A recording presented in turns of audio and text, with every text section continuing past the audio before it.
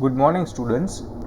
चलो, अब last lecture में हमने आपका चैप्टर नंबर 13 जो है अमाइन कंपाउंड्स उसको कंप्लीट किया था, और इस लेक्चर में हम आपका नेक्स्ट चैप्टर जो है सरफेस केमिस्ट्री उसको स्टार्ट करेंगे। ठीक है, देखो बहुत ही इजी चैप्टर है। सरफेस के रिलेटेड जितना केमिस्ट्री हम पढ़ेंगे वो इसी चैप्टर से पढ़ेंगे। चलो स्टार्ट करते हैं। Some of the most important chemicals are produced industrially by means of reactions that occur on the surface of a solid catalyst.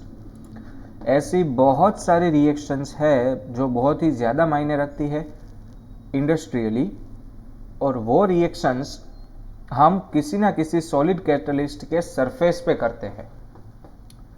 तो ये पूरी चीज़ हम यहाँ पे पढ़ेंगे। ठीक है, surface chemistry deals with phenomena that occurs at a surface or interface, यानी कि दो चीज़ों के बीच का जो सरफेस रहेगा वहाँ पे होने वाले कोई भी चेंजेस को हम इस चैप्टर में स्टडी करेंगे।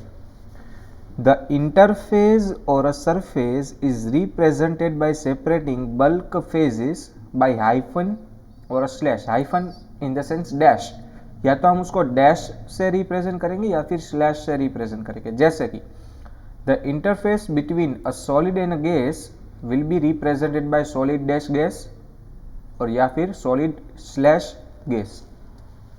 Clear? Due to complete mixability, यानी कि एक दूसरे में मिक्स होते ही नहीं, there is no interface between the gases. एक दूसरे में कंप्लीट मिक्स होने की वजह से दो गैस के बीच में हम कभी भी इंटरफेस नहीं लगा सकते। सॉलिड गैस के बीच में लगेगा, सॉलिड लिक्विड के बीच में लगेगा, लेकिन गैस के बीच में नहीं लगेगा। The bulk phase that we come across in surface chemistry में बी प्योर कंपाउंड और द सॉल्यूशन। ओके, दोनों हो सकते हैं। The interface is normally a few molecules thick, but its area depend on the size of the particle of the bulk phases. Interface जो है यानी कि जो लेयर है, दोनों मीडियम को अलग करने वाला लेयर, वो कुछ एक मोलिकुलर जितना थिक होगा, लेकिन उसका जो एरिया है वो उसके पार्टिकल की साइज के ऊपर डिपेंड रहेगा। Many important phenomena noticeable among this being, okay, कुछ एक एग्जांपल दिए हैं। कोरोजन है, फिर इलेक्ट्रोड प्रोसेसेस है जो हम चैप्टर नंबर 3 में पढ़े, फिर हिट्रोजीनियस कैटालिसिस है, फिर डिसोल्यूशन है, क्रिस्टलाइजेशन है। ये सारे इंटरफेस के यानी कि सरफेस पे होने वाली चीज़ें हैं। The subject of surface chemistry finds many applications in industries, analytical work and daily life situations. हम काफ़ी जगहों पर इसका यूज़ करते हैं। चलो, to accomplish surface study meticulously, it becomes imperative to have a really clean surface. बहुत ही clean होनी चाहिए सरफेस केमिस्ट्री को स्टडी करने के लिए। ठीक है, under very high vacuum of order of 10⁻⁸ to 10⁻⁹ pascal, it is now possible to obtain ultra clean surface of a metals. अगर आपको अल्ट्रा क्लीन सरफेस चाहिए मेटल्स की, तो आपको वेरी हाई वैक्यूम क्रिएट करना होगा, यानी कि 10⁻⁸ to 10⁻⁹ पास्कल जितना प्रेशर डिक्रीज करना होगा। Solid materials with such a clean surface needs to be stored in a vacuum, otherwise this will be covered by molecules of the major components of air, namely dioxygen and dinitrogen. Pressure बढ़ेगा तो air का जो oxygen और dinitrogen है वो surface के ऊपर impart हो जाएगा, वो कवर हो जाएगा सरफेस पूरा। दैट्स वाई हमें उसको वैक्यूम में ही स्टोर करना पड़ता है। In this unit, we will study some important features of surface chemistry such as adsorption हम स्टडी करेंगे, कैटालिसिस स्टडी करेंगे, कोलॉइड्स को स्टडी करेंगे, उसके बाद कोलॉइड्स में आते हैं इमल्शंस आते हैं, जेल्स आते हैं, उनके बारे में हम स्टडी करेंगे। चलो, सबसे पहला हमारा जो टॉपिक है वो है एडसॉर्प्शन। एब्जॉर्प्शन और एडजॉर्प्शन के अंदर डिफरेंस क्या है वो मैं आपको बताता हूं। आपके पास स्पॉन्ज है, जब आप स्पॉन्ज को पानी के अंदर डालते हो तो वो स्पॉन्ज पूरा पानी एब्जॉर्ब कर लेगा, यानी कि पूरा स्पॉन्ज पानी से भर जाएगा। ठीक है, अब मैं किसी सरफेस को पेंट करता हूं, जैसे कि आपने वॉल को पेंट किया, तो वॉल अंदर से भी क्या पेंट अंदर भी चला जाएगा? नहीं, वो सरफेस पे ही रहता है। जब कोई चीज सिर्फ सरफेस पे ही एब्जॉर्ब होती है तो उसे एडजॉर्प्शन कहा जाता है, और जब वो पूरे एंटिटी में फैल जाता है, जैसे कि स्पॉन्ज में पानी, तो उसे एब्जॉर्प्शन कहते हैं। हमें एडजॉर्प्शन स्टडी करना है, एब्जॉर्प्शन नहीं करना है। ठीक है, चलो।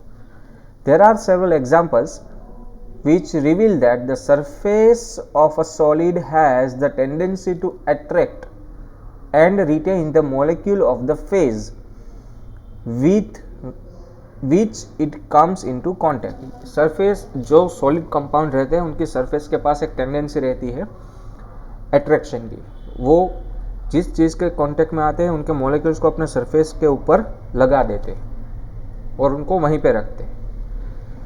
These molecules remain only at the surface, do not go deeper into the bulk, यानी कि अंदर नहीं जाते, वो सरफेस पे ही रहते हैं।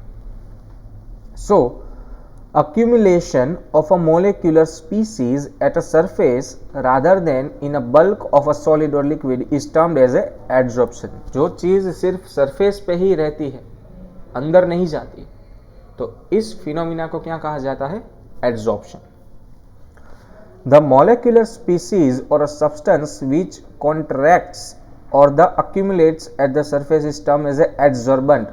जो सरफेस पे आएगा उसे adsorbent कहा जाएगा, adsorbate sorry, and the material on the surface of which absorption take place is called adsorbent।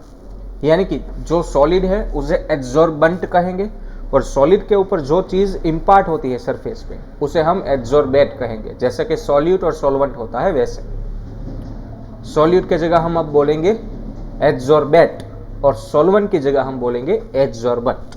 Okay, adsorption is essentially a surface phenomenon. जैसा कि हमने बताया सरफेस पे ही काम होता है। Solids particularly in finely divided state have larger surface area and therefore charcoal, silica gel, alumina gel, clay, colloids, metals in a finely divided state are good adsorbents। Example दिए है, चारकोल एक अच्छा adsorbent है, silica gel, alumina, clay यानी कि मिट्टी, colloid solutions है, फिर मेटल बहुत ही फाइन पार्टिकल में डिवाइड करोगे तो उसका सरफेस एरिया बड़ा हो जाएगा। फॉर एग्जाम्पल आपने एक कोल का पीस लिया है और आपने कोल डस्ट लिया है, तो ऑब्वियसली कोल डस्ट जल्दी बर्न होगा क्योंकि उसका सरफेस एरिया ज़्यादा है। सो एड्सॉर्प्शन कहाँ ज़्यादा होगा? जब सरफेस एरिया ज़्यादा होगा। सो उसे हमें फाइनली पाउडर में कन्वर्ट करना होगा, तो वो एक अच्छा एड्सॉर्बेंट बन सकता है। ठीक है, अब आपको कुछ एक एग्जाम्पल दिए हैं एड्सॉर्प्शंस के, देखो। If a gas like O2, H2CO यानी monoxide, chlorine, ammonia, SO2 is taken in a closed vessel containing powdered charcoal, it is observed that the pressure of the gas in the enclosed vessel decreases। क्योंकि charcoal जो है ये gases को absorb करता है। The gas molecule concentrate at a surface of a charcoal, यानी कि gas जो है वो सरफेस के ऊपर एड्सॉर्ब हो गया। ठीक है, सेम चीज देखो in a solution of a organic dye, for example methylene blue लिया है हमने। When animal charcoal is added the solution is well shaken and you will observe that the filtrate will turn out to be colourless. आपने पहले पानी के अंदर die डाल दिया था मिथिलीन ब्लू, फिर आपने उसके अंदर चारकोल पाउडर डाल दिया, तो जो मिथिलीन ब्लू है वो चारकोल पाउडर एब्जॉर्ब कर लेगा और वापस से सॉल्यूशन को कलरलेस बना देगा। So the molecules of a dye thus accumulate on the surface of charcoal, or you can say adsorbed। Aqueous solution of a raw sugar when passed over band of animal charcoal becomes colorless as the coloring substance are adsorbed by charcoal. Raw sugar जो होता है उसके अंदर colouring substance डाला गया होता है, वो कलरिंग सब्सटेंस को चारकोल एब्जॉर्ब कर लेगा और सॉल्यूशन को कलरलेस बना देगा। समझ में आया? Air becomes dry in the presence of silica gel because water molecules get absorbed at the surface of silica gel. अब इस एब्जॉर्प्शन का ऑपोजिट डिसॉर्प्शन, यानी कि सरफेस के ऊपर से जो मॉलिक्यूल एब्जॉर्ब हुए हैं उसको रिलीज करना। It is clear from the above example that solid surface can hold the gas and liquid molecules by virtue of the absorption. The process of removing the absorbed substance from the surface which is called absorbed is called desorption. चलो, अब absorption और adsorption के बीच का difference जो मैंने आपको पहले ही बता दिया था, ठीक है, वो डिटेल में आपको यहां पे बताया है। देखो, in adsorption the substance is concentrated only at the surface and do not penetrate through the surface to the bulk of the adsorbent, while in the absorption the substance is uniformly distributed throughout the bulk of the solid, यानी कि पूरा अंदर की ओर चला जाएगा। ठीक है, चलो अब इसका एग्जाम्पल दिया है, आप क्लियरली देख सकते हो यहाँ पे। When a chalk stick is dipped in the ink, the surface retains the color of the ink due to the adsorption of a colored molecule, while the solvent of the ink goes deeper into the stick due to the absorption. जब surface पे वो ink रहता है तो वो हो जाएगा adsorption, लेकिन आपने सपोज वो पानी में सॉल्यूशन बनाया होगा तो चॉक स्टिक जो है वो पूरा पानी से भर जाएगा, लेकिन कलर तो सरफेस पे ही रहेगा, तो जो पानी है, सॉल्वेंट है, वो पूरा अंदर जाएगा, तो वो हो गया absorption. Clear? On a breaking the chalk stick it is found to be white from the inside, that means अंदर सिर्फ क्या गया है? पानी, यानी कि solvent. The distinction can be made between adsorption and adsorption by taking the example of water vapor. Water vapour से भी हम ये क्लियर कर सकते हैं। कैसे? Water vapour are absorbed by the anhydrous calcium chloride but adsorb by silica gel. Silica gel सिर्फ water vapour को सरफेस पे रखता है, जबकि कैल्शियम कार्बोनेट या फिर कैल्शियम क्लोराइड एनहाइड्रस है वो पूरे सब्सटेंस में फैल जाएगा। In other words, adsorption, the concentration of adsorbate increase only at the surface of a adsorbent, जबकि absorption जो है वो पूरे बॉडी के अंदर फैलेगा। Both adsorption and absorption can take simultaneously also. The term sorption is used to describe both the process. Ad यानी कि सरफेस के ऊपर, ab यानी कि पूरे बॉडी, बल्क के अंदर। ओके, चलो अब आपको यहाँ पे मैकेनिज्म ऑफ एड्सॉर्प्शन बताया गया है। अब पूरा एड्सॉर्प्शन कैसे होता है उसके बारे में बात की है। देखो, adsorption arise due to the fact that surface particles of adsorbent are not in a same environment as a particle inside the bulk. ध्यान से देखना, the surface particle of the adsorbent are not in the same environment as a particle inside the bulk. That's why adsorption होता है। Inside the adsorbent, all force acting between the particle are mutually balanced. देखो, मैं आपको यहाँ पे दिखाता हूँ ये चीज। सपोज ये आपका एक मेटल पीस है जहाँ पे आपको एड्सॉर्प्शन करना है, यानी कि ये एड्सॉर्बेंट हुआ। सपोज यहाँ पे कोई पार्टिकल है तो इसके ऊपर जो फोर्स लगेंगे वो हर किसी डायरेक्शन में बैलेंस्ड होंगे। समझ में आया? हर किसी डायरेक्शन में इक्वल फोर्स लगेगा, यानी कि अंदर की ओर जो फोर्स लगता है, यानी कि अंदर के पार्टिकल्स अलग हुए, जबकि जो सरफेस के ऊपर पार्टिकल्स है उनके ऊपर सिर्फ किस तरफ फोर्स लगेगा? नीचे की ओर फोर्स लगेगा। सबको नीचे की ओर फोर्स ही लगेगा। उसकी वजह से क्या होगा, ये पार्टिकल बाहर से किसी चीज़ को भी अट्रैक्ट करके अपनी सरफेस पे रखेंगे ताकि वो बीच में आ जाएंगे, इनके जैसे हो जाएंगे। That is the main reason surface के ऊपर एड्जॉर्प्शन होता है।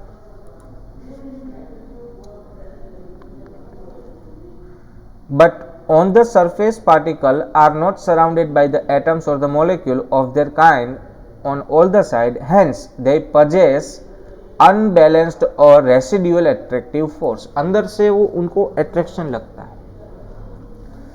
These force of a adsorbent are responsible for attracting adsorbate particles on its surface, जैसा कि मैंने आपको बताया।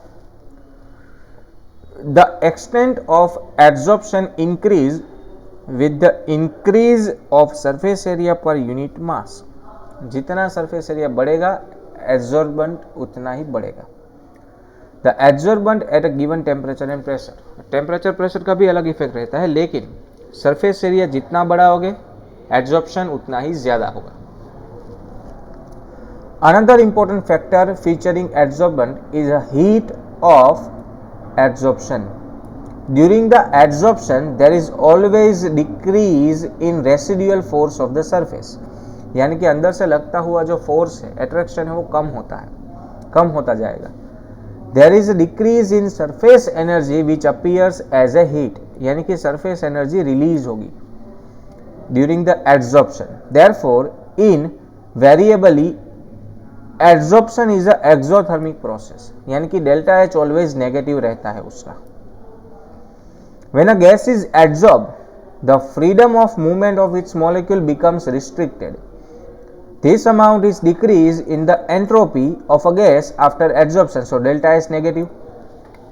अब डेल्टा H नेगेटिव और डेल्टा S भी नेगेटिव, दोनों नेगेटिव है, यानी कि लो टेम्परेचर पे ये स्पॉन्टेनियस होगा लेकिन हायर टेम्परेचर पे नॉन स्पॉन्टेनियस हो जाएगा। ये हम थर्मोडायनेमिक्स में पढ़े थे, delta G equal to delta H minus T delta S। Adsorption is thus accompanied by decrease in enthalpy as well as decrease in entropy of the system। So for a process to be spontaneous, thermodynamic requirement is that at constant temperature and pressure delta G must be negative। Delta G तो negative ही रहना चाहिए।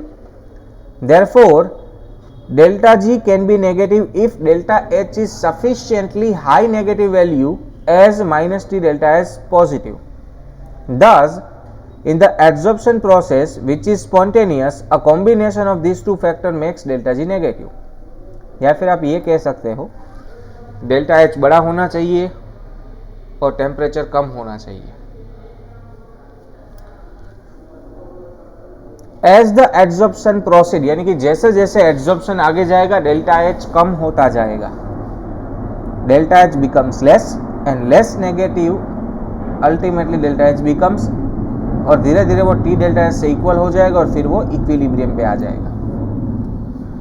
Clear?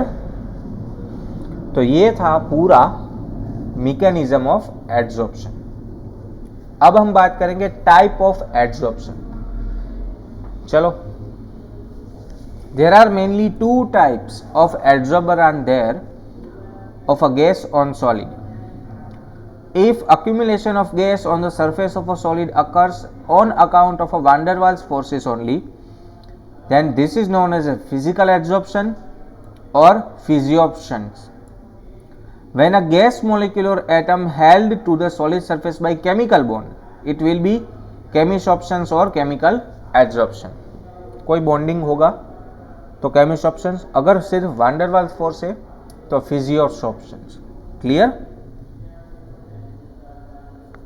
चलो, a chemical bond may be covalent or ionic in nature। We know that chemisorption involves high energy of the activation and is therefore often referred as a activation adsorption।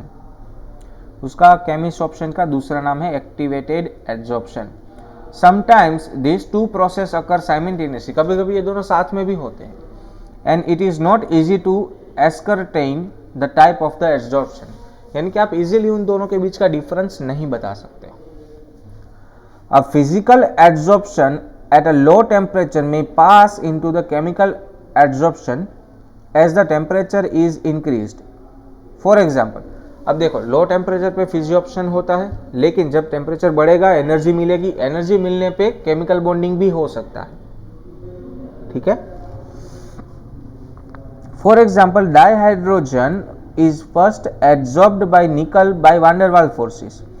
Molecules of hydrogen then dissociated to form hydrogen atom which are held on the surface of by chemisorption।